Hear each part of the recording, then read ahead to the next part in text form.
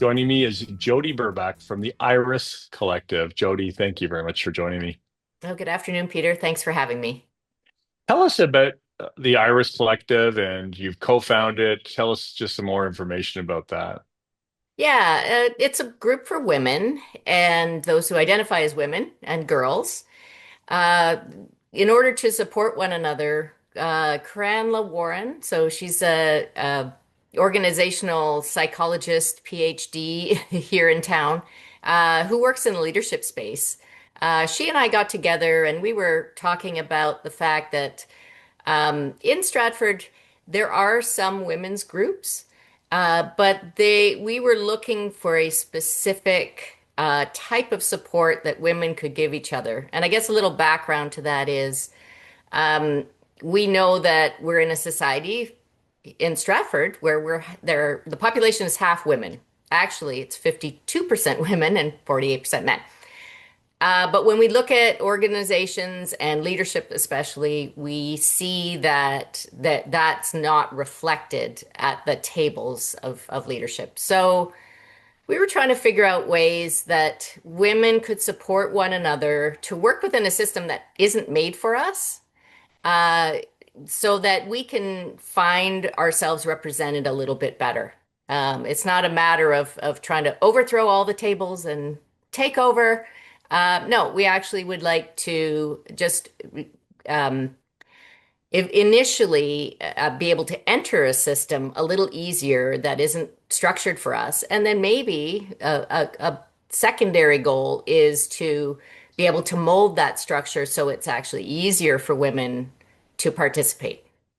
Yeah, I know your mandate is empowering women, women empowering women. How do you do that? Yeah, so we've got three main pillars that we're working with. One is connecting, so building relationships between women, getting to know each other, and especially across generations, across, all different types of groups, being very inclusive, to make sure that we're reaching out with very few barriers to people, to women, to be able to come and talk to us, because we all have different perspectives. So building those relationships and connecting is sort of our number one goal. Then we're talking about collaborating. So once we've come together and we've connected, how can we collaborate to make a difference? How can we support each other?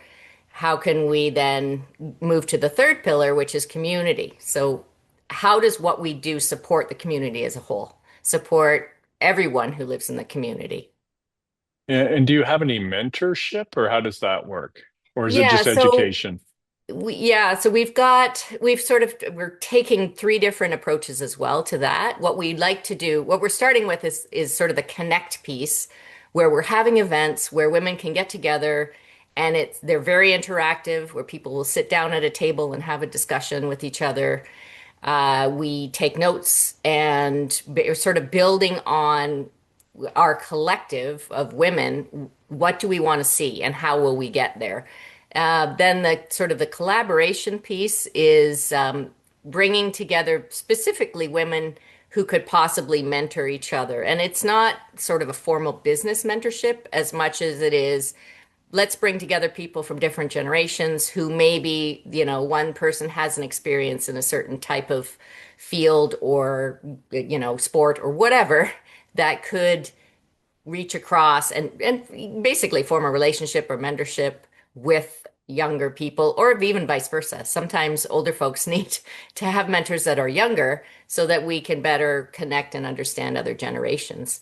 So that's the second piece. And then the third piece we'd like to do eventually is to build sort of an online connection space. And this is going to be challenging because we see sort of the dangers of social media, and it's not really a safe space for anybody, but for women in particular, with the goals of what we want to do. So we're uh, going to be creating hopefully a an online space where we can share information, education, and again, another place to connect with one another online because that's where a lot of people live. But we're sort of relegated to certain platforms that aren't really conducive to supporting women. Yeah, it's a very interesting thing. Just in summary, you had an event last month at the local. What are your plans for an event maybe in the summer or fall this year? Yeah, we're looking at an event in the summer, which would be sort of more casual, more of the connect. So going out to the park, we haven't picked a date yet, but bring your family, bring your friends, and just work on forming those relationships. And we can sit and talk about issues around a picnic table or Yeah. around the playground. So that our next event's going to be very casual, and we hope lots of women will want to come and join us. Well, thank you to you and Cranla for your leadership. Thank you for building community, collaborating, and building communication.